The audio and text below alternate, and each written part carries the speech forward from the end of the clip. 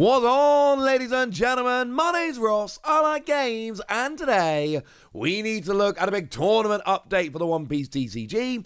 We've got news of a bunch of new promos and such coming out in the West, so we need to have a little bit of a chat about these, starting off with the Pirates Party Volume 7, and what you see from the little splash here should tell you what you need to know about this event, or at least part of them. You get yourself the Sakazuki. Now, cool thing about pirate parties, there's no prizes. It's casual play. You rock up and play some games and get the participation prizes. And you get this Sakazuki. Now, this Sakazuki is a big deal because, of course, this is replacing the Sakazuki that went and got banned recently. Sakazuki from OP05, we had the One Piece Finals and Worlds, and it turned out the Sakazuki was dumb, broken, good, and then we all went, okay, yeah, fine. And then Bandai went and banned it, which made sense, honestly. It was winning a bit too much. So they needed a replacement. Rather than just get rid of blue or black Sakazuki, they're printing a new blue-black Sakazuki. Now, the old one let you activate main once per turn, trash a card, draw a card, and when attacking, give up to one of your opponent's characters -1 cost during the turn. The new one has an activate main once per turn. You may trash specifically a Navy card to give one of your opponent's characters -1 cost. Is it as good? No! Not even close. Not even remotely close. Not even in the same ballpark. It is still a blue-black Sakazuki. And you can still play Sakazuki, and you can still play a blue and black deck, and you can still lower cost, but no. You've lost the draw engine, which was a big part of the card, and rather than an automatic you attack, you get to lower cost, you've now got to trash specifically a Navy card to do so. No. Also, the new one is once per turn, give -1 cost. The old one was when attacking, give -1 cost. So, yeah. Sakazuki was the best deck in the OP05 meta, hands down, no question, the best deck around. Now we've ended up here, and if I may be so bold as to suggest, it's not quite as good now, is it? Sorry. But if you turn up to the Pirate Party, it's not just the Sakazuki leader that you will get. You'll also go and get yourself a Sanji promo. Promo 68. This is free cost, 4,000 power, counter plus 2,000. And it's got an activate main, trash this character. Look at the top 5 cards of your deck. Put them back at the top or bottom of the deck in any order. And there's a very good reason why this skill does what this skill does. It's for the Sanji from OP06.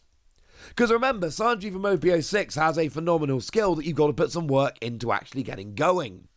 Because when you play, you look at the top card of your deck, and if it's a character of a cost of 9 or less that isn't Sanji, you get to play it. But if it's not, you don't. So you really need to try and make sure that on top of your deck, you have a character that is not a 10 cost, and is not a Sanji. So this is what you do. But not only do you make sure you're going to hit using this Sanji, you make sure you're going to hit the right thing, or at least the right thing from the top 5 cards. I'll be perfectly honest with you, it's not the best card ever. There are other ways to stack your deck to take advantage of this skill.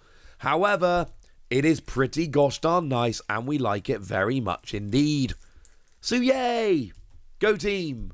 But that's not all that's happening. That's what's happening at the Pirate Party. But we have also had an update to the store tournaments. We've got Store Tournament Volume 7 coming along. And we got ourselves a new tournament pack and a new winners pack, both of which are, of course, Volume 7. And we're going to save a little bit of time here, because what we're going to do is we are going to look together. Because, of course, the cards, if we start off with Trafalgar Law, which is a promo, we've got the regular version, and we've got the winner's version. Now, this is a promo, but it's not a new card. This is an alternate art reprint of promo 17, which is a good card that's seen a bit of play here and there. It lowers power, which is very good. It's actually really good with starter deck 10 Law, which is quite cool. And this way, and I think this is an important point, you don't need to have a picture of an action figure on your card. Maybe you want one. If so, I respect that. I actually think they're kind of cool. I love that they've got to have the Banpresto logo on the card because they're using a picture of a Banpresto toy. I like that we've got toy pictures on cards generally. It's weird. It's not the kind of thing we usually tend to see.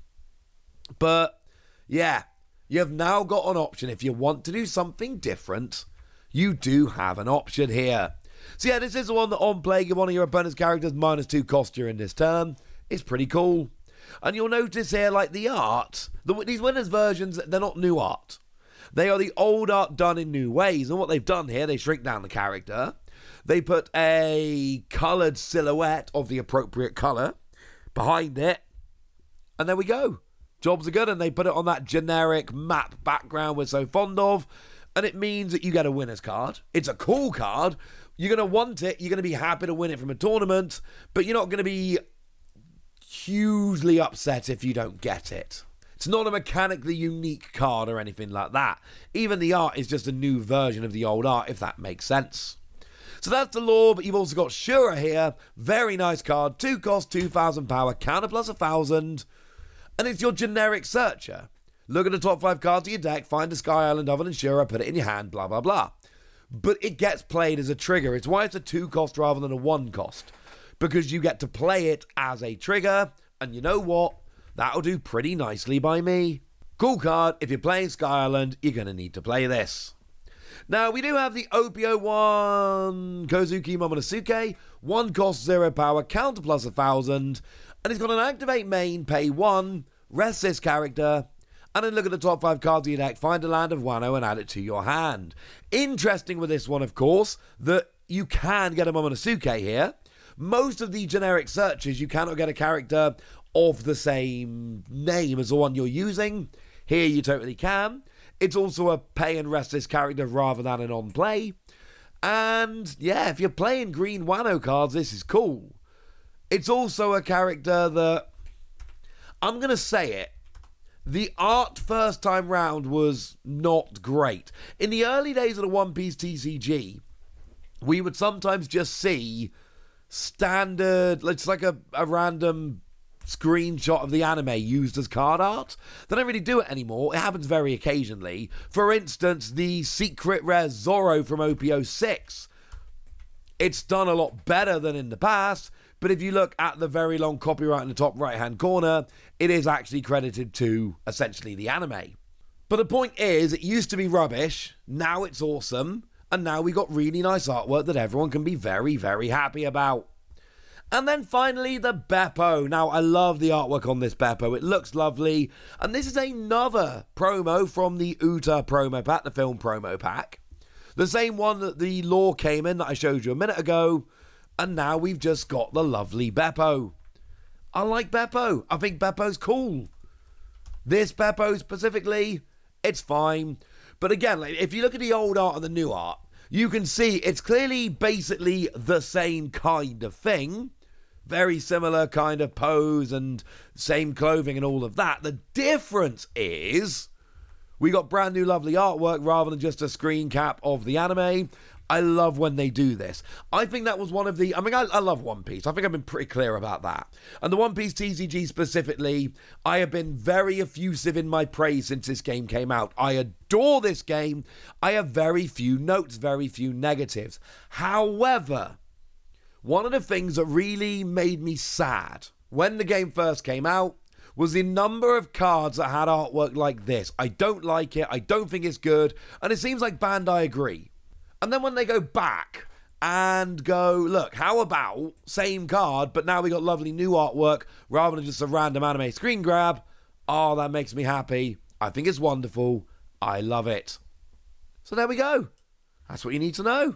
And now it's over to you guys. Tell me which of these cards you're excited about. Tell me which of these cards you want to be winning. Tell me anything you want to tell me in the comment section. Go nuts! Be nice. And then make sure you like this video, subscribe to this channel, follow me on Twitter at TheWasi. That's where we talk One Piece and a bunch of other card games. And please do consider checking out patreon.com/PTCG Radio, where you can support the channel, get some bonus podcasts, all kinds of fun things. But by far the most important thing as always, look after yourselves till next time, would ya? Thank you very much for watching. My name's Ross, and you've been watching Wossy Plays.